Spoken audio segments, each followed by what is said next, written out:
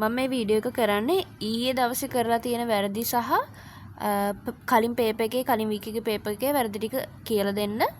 එතකොට මේ වීඩියෝ එක තප්පරයක් නෑර ඉවර වෙනකම්ම බලන්න ඕනේ. අතරමැග බාගෙට නිදියගෙන බාගෙට අහගෙන ඉඳලා අහුවෙන්න එපා මට හොයාගන්න පුළුවන්. මොකද මම දැන් මේ ඔක්කොම ප්‍රශ්න ටික කියලා දීලා ඉවර වෙලා ඔයාට මේ ඔක්කොම මට කියා දීලා වීඩියෝ එකක් දාන්න කියලා මම කියනවා. දැන් නෙක්ස්ට් වීක් එකේ ඉඳන් ඒකත් මම දෙනවා වැඩක් විදිහට. මොකද්ද? මම කියලා දෙන ඒවා හොඳට අහගෙන ඉඳලා ඒ විදිහටම මට ඔයා බෝඩ් එකේ උගන්න කියා දීලා ඒක වීඩියෝ කරලා මට වීඩියෝ එක එවන්න ඕනේ. හරිද? අපි ඒක කොහොමද කරන්න කියලා බලමු. හොඳට අහගෙන ඉන්න ඕනේ. එකක්වත් මග අරින්න බෑ. හරිද? මේ පේපර් එක කරලා තියෙන විදිහ මම එච්චර සතුටු නැහැ. ගොඩක් වැරදි තියෙනවා. විශේෂයෙන්ම අපි ආයේ නිතරම කතා කරපු වැරදි. මේ අඩුපාඩු ඒ විදිහට මාත් වරද්දලා තියෙනවා. එතකොට ඒ වගේ ප්‍රශ්නයක් වැරදිලා ආයෙත් මට අක්කේ තේරෙන්නේ නැහැ, ඒක තේරෙන්නේ නැහැ කියලා දාන්න බෑ. මට මතක නැහැ, මම බැලුවේ නැහැ කියලා තමයි දාන්න ඕනේ. අක්කේ මේක මට මතක නැහැ, මම බැලුවේ නැහැ කියලා තමයි දාන්න ඕනේ. තේරෙන්නේ නැහැ කියලා දාන්න වට අයිතියක් නැහැ. මොකද මේක මම 10 පාරක් 20 පාරක් විතර එකම ප්‍රශ්නේ ආයෙ කියා දෙදී වීඩියෝ කරලා තියෙනවා. ක්ලාස් එකේදීත් එකම ප්‍රශ්නේ ආයෙ කියා දීලා තියෙනවා. ඒකට තේරෙන්නේ නැහැ කියන වට අයිතියක් නැහැ. හරි? එතකොට මතක නැහැ. මතක නැත්තම් මොකද්ද කරන්න ඕනේ? ආයේ බලන්න ඕනේ. ඔයාගේ පොතේ ඔයා කොහොමද ඒ ගාන හදලා තියෙන්නේ? මම කොහොමද කියා දුන්නේ කියලා බලන්න ඕනේ. දැන් මම දෙන ටාගට් එක තමයි මේ වීඩියෝ එක හොඳට බලලා ආයෙත් ඒ ගණන් හදපු විදිහ බලලා කොහොම හරි මට කියා දෙන්න පුළුවන් තත්ත්වයට එන්න ඕනේ. මට මේ ගණන් හදන විදිහ කියා දෙන්න ඕනේ. කොහොම හරි වීඩියෝ එකක් කරලා දාන්න ඕනේ. මම ඒ සතියේ ඇතුළත වැඩේ දෙන්නම්. කරන විදිහ මම ක්ලාස් එකේදී කියන්නම්. හරි. දැන් හොඳට අහගන්න. Find the term of arithmetic progression 10 8 14 20. හරි. මේ ප්‍රශ්නේ හරියට කරලා තිබ්බා. හැබැයි විභාගෙදි මේ ඔයා කරලා තියෙන විදිහට කරලා තිබ්බොත් ලකුණු ඔයාලට දෙන්නේ නැහැ. හේතුව තමයි දැන් ඔයාලට මේකේ 10 8 14 20 මේක දැක්කම ඔයාලට තේරෙනවා 10 8 14 20 කියන එක මට ඔයාලට ලියාගෙන යන්න පුළුවන් නේ. පළවෙනි පදේ, දෙවෙනි පදේ, තුන්වෙනි පදේ, හතරවෙනි පදේ 5 6 7 8 9 10 කියලා දාලා මෙන්න මෙහෙමනේ ඔයා හෙව්වේ. දැන් 2යි 8යි අතර වෙනස 6යි. 8යි 14යි අතර වෙනස 6යි. 6යි. එහෙනම් ඔයා 6 එකතු කරගෙන ගියානේ. 26යි 32යි ඔය විදිහට එකතු කරගෙන ගියා. හරිද?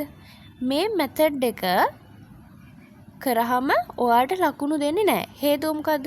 නම්බර් පැටර්න්ස් පාඩමේ අපිට කියලා දුන්නා මොකද්ද? ජෙනරල් ටර්ම් කියලා එකක් හොයන්න. ජෙනරල් ටර්ම් කියන එක හොයන එක අපි ගණන් ගොඩාක් හැදුවා. හරිද? ඒක හොඳට බලන්න. ලියපු පොත බලන්න හොඳට කොහොමද අපි හැදුවේ කියලා. ටෙක්ස්ට් බුක් එක අරගෙන බලන්න පරණ පොත් පෙරලා. හරිද? දැනට මේ ගාන මම හදන විදිය හොඳට අහගන්න. එතකොට ඔයාලට අරක බලද්දි උදව්වක් වෙයි. හරි. කොහොමද ජෙනරල් ටර්ම් එක හොයන්නේ? අපි ජෙනරල් ටර්ම් එක හොයන්නේ ඉස්සෙල්ලාම අපි දීලා තියෙන වැලියුස් ටික බලනවා. 2 8 14 20 දීලා තියෙන්නේ. එතකොට 2යි 8යි අතර වෙනස මොකද්ද? 6. එතකොට අපි ලියනවා 6 වරක් 1ට කොච්චරක් එකතු වෙලාද අඩු වෙලාද පළවෙනි පදේ හැදෙන්නේ විහාර? 6ට කීයක් එකතු වෙලාද? එහෙම නැත්නම් කීයක් අඩු වෙලාද දෙක හැදෙන්නේ? 6න් 4ක් අඩු වෙලා නේද? ඊළඟට දෙවෙනි පදේ 6 වරක් 2 12යි 12න් කීයක් අඩු වෙලාද 8 හැදෙන්නේ? 12න් 4ක් අඩු වෙලා. එහෙනම් තුන්වෙනි පදේ 6 වරක් 3 6 වරක් 3 කීයද? 6 වරක් 3 18යි 18න් කීයක් අඩු වෙලාද 14 හැදෙන්නේ? 4ක්. එහෙනම් අපිට මේ ටික බලලා අපිට කොහොමද කියන්න පුළුවන් මේකේ ජෙනරල් ටර්ම් එක 6n - 4 කියලා. හරි. දැන් ඔයාලට මේ ජෙනරල් ටර්ම් එක පාවිච්චි කරලා ඔයාට ඕනම පදයක් හොයන්න පුළුවන්. 50 වෙනි පදේ, 60 වෙනි පදේ, 100 වෙනි පදේ උනත් හොයන්න පුළුවන්. දැන් ඔයාලට මේක 10 ටර්ම් එක හොයන්න දීලා තිබ්බ නිසා ඔයා මේ ක්‍රමෙන් බේරුණා. හැබැයි බැරි වෙලාවකත් 1000 ටර්ම් කියලා දීලා තිබ්බොත් ඔයාලට රෑලි වෙනකන් ලියලා තමයි මේකේ 1000 වෙනි පදේ හොයාගන්න වෙන්නේ. හැබැයි ජෙනරල් ටර්ම් එක තියෙද්දි අපිට ඒක ලේසියෙන්ම හොයන්න පුළුවන්. කොහොමද 1000 වෙනි පදේ හොයන්නේ? 6 වරක් 1000 අඩු කිරීම 4. එතකොට 6000න් 4ක් අඩු කරන්න තියෙන්නේ. එතකොට කීයද දෙන්නේ? 10න් 4ක් 6යි 9යි 9යි 5996 තමයි 1000 වෙනි පදයේ මේ රටාවේ. හරි. එතකොට මම ආයෙත් මේ වැරද්ද කරන්න බෑ කීයටවත්. කරලා මට තේරෙන්නේ නැහැ කියලා දාන්නත් බෑ. හරි.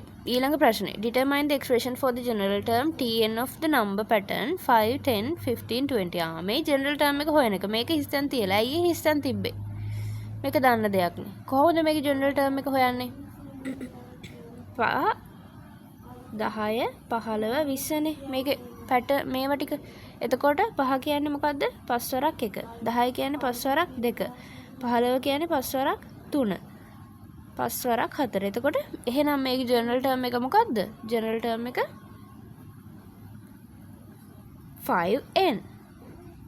මොකද 1 2 3 4 5 ගගා මේ n ට අගයන් දදා තමයි අපි මේකේ මේ රටාවේ පද ගන්නෙ. එතකොට මේකේ ජනරල් ටර්ම් එක 5n. හොඳට බලන්න ගිහිල්ලා ටෙක්ස්ට් බුක් එක නම්බර් පැටර්න් ලියපු පොත ටෙක්ස්ට් බුක් එක හොඳට පෙළලා බලන්න මේ එකක් නෑර කියලා තියෙනවා. හොඳට ඔළුවට ආයෙත් මතක් කරගන්න මේ දේවල්. ආයෙත් බලන්න. ආය බලලා තේරෙන්නේ නැහැ කියන්න බෑ. හොඳ සීකල්පනාවෙන් කියද්දී හැමදේම තේරෙනවා. හරිද? මේ જાතිය ගණන් දෙකම දැන් ආයෙත් වරද්දන්න ඔයාට අයිතියක් නැහැ. හොඳට මතක් කරගන්න. ඔලුවට දාගන්න.